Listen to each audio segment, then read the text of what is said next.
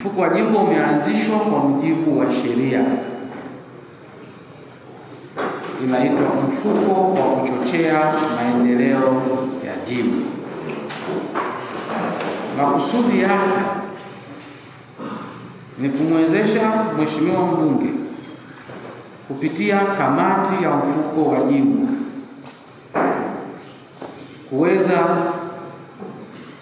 kutoa vitu, fedha au shughuli mbalimbali ambazo kwa namna moja au nyingine zinachochea maendeleo.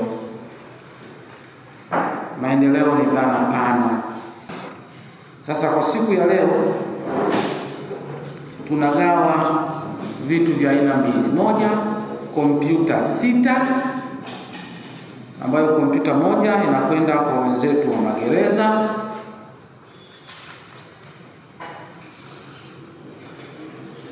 RPO waliomba hii. Moja inakwenda kwa RPC, lakini kompyuta 4 zinakwenda kwenye ofisi ya mkurugenzi. Watu wa mchumi, katibu wetu, ofisi yake itapata kompyuta 1. Mkaguzi wa ndani alikuwa anatembea na laptop tu, nyaraka muhimu za serikali zio kwenye laptop tu. Tukasema akipigwa ngwana huko basi ukaguzi wote umepotea, angalau awe na desktop na yeye. PMU nao watapata 1 na shule moja nayo itapata 1 kwa kadiri mkurugenzi atakavyoona inafaa. Tulipokea maombi kutoka kwenye taasisi za serikali juu ya uhitaji wa mabati. Tumenunua mabati 224 ambayo yako hapa machache kwa ajili ya uwakilishi, lakini mabati 224. Mabati haya Lisaboni, mtaa wa Kichangani, kwa ajili ya ukarabati wa soko la nyama za mbuzi. Malifahamu ile soko la nyama za mbuzi? Tunawapa bati 40. Mfaranyaki, mtaa wa Misufini A, shule ya msingi Misufini inapata bati 50. Majengo kwa ajili ya ujenzi wa vyoo vya shule ya msingi wanapata bati 34.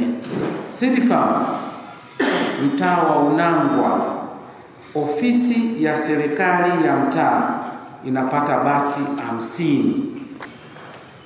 Kata ya Tanga, diwani ni Mheshimiwa makamu mwenyekiti Febronia Tindwa, mtaa wa Masigira, kuna shule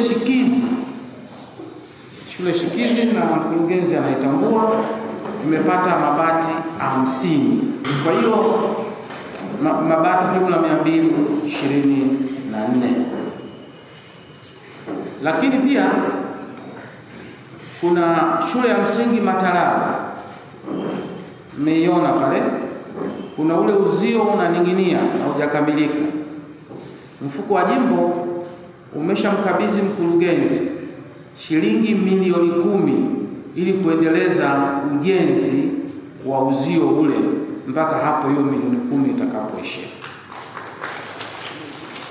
Lakini pia shule ya sekondari ya Dr. Damas Ndumbaro iko kule Pambazuko kwenye mpaka wetu kabisa na Mtumbo.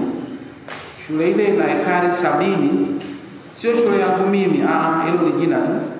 Ni shule ya mkurugenzi, shule ya serikali ya mkurugenzi, na ni shule maalum ya michezo.